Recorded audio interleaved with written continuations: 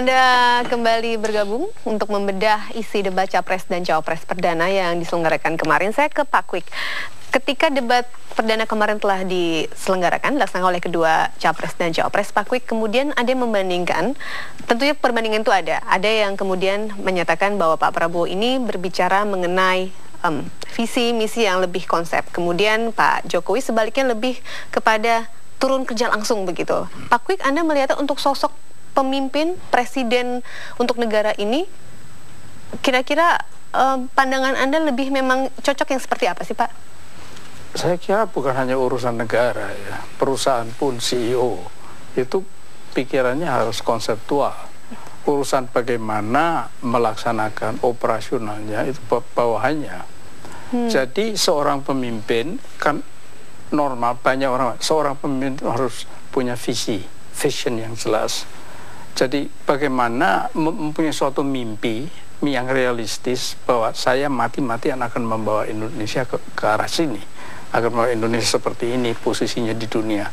Nah, kalau dia dipaksa suruh begitu, dia tidak mungkin berpikir operasional. Jadi pikirannya dia memang konseptual, global bahkan sekarang, oleh karena sudah tidak bisa dihindarkan lagi. Bagaimana bisa memikirkan operasional dan tidak semestinya, apalagi negara. Jadi sebetulnya kalau Pak Prabowo diberi julukan hanya bisa konseptual, tidak bisa operasional, itu bukan hinaan tetapi pujian kepada Pak Prabowo. Oke, itu dari sudut pandang Anda. Kalau Pak Agus? Memang orang nomor 1, nomor 2 itu betul konsepsional gitu ya. Tapi masyarakat ini kan bosen dengan konsep-konsep yang tidak jalan, sehingga muncullah tokoh namanya Joko Widodo. Nah, dia dengan konsep-konsep yang tadi merakyat, itu rakyat merasa, saya bisa nih ininya. Jadi, nah, saya berharap Pak Jokowi jangan termakan oleh itu yang sangat detail tadi. Dia tetap harus masuk kepada konsep besarnya Indonesia mau dibawa kemana, gitu ya. Karena ini kan tadi Pak Irman bilang bahwa ini branding, ya Jokowi memang karena dia gayanya begitu, rakyat tetapi kita jadi tertarik ya, tapi kita ingin bahwa kita tunggu konsep besarnya apa. Artinya belum terlihat konsep besarnya. Kalau untuk negara belum. Untuk negara belum. Mungkin untuk kota sudah. Ya beresin ini itu dan itu. Tapi untuk negara saya belum lihat. Mudah-mudahan nanti tim sesnya bisa memoles lagi ketika debat yang kedua. Kita sudah lihat dia konsepnya apa.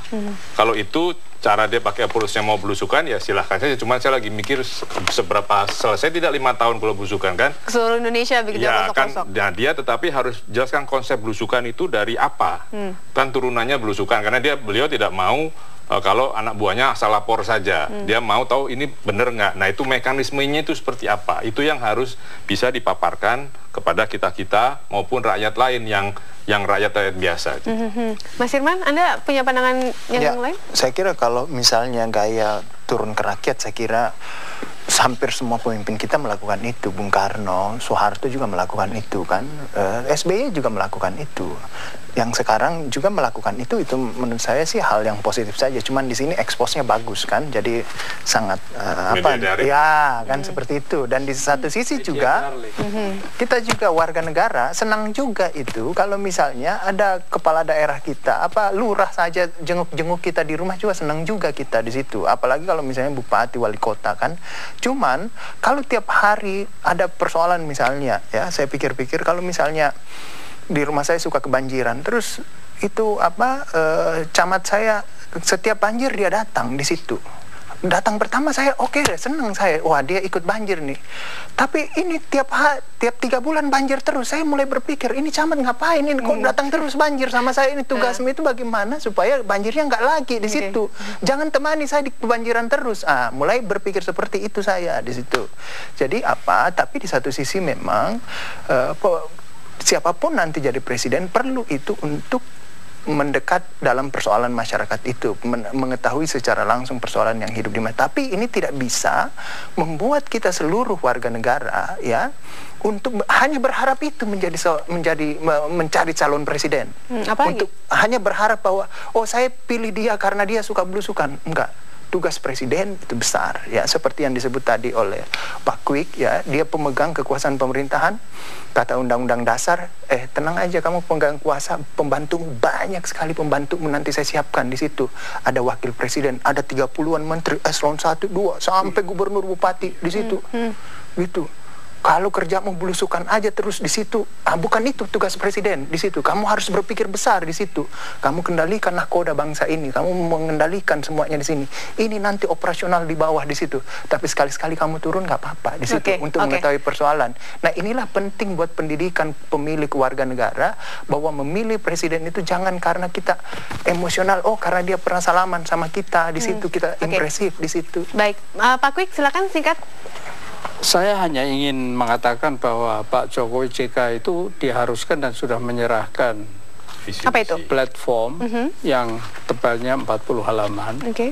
Tapi kok tidak tercermin. Jadi saya mohon supaya Pak Jokowi dan Pak JK membaca ini, dan dalam sesi perdebatan selanjutnya ini dikeluarkan semua. Karena saya sendiri sudah baca sampai habis. Sudah ada tanda-tandanya ya Pak Kwik, ya? Artinya saya hanya ingin mengatakan, tadi yang katakan ya belum jelas, sebetulnya yang tertulis sudah ada. Baik.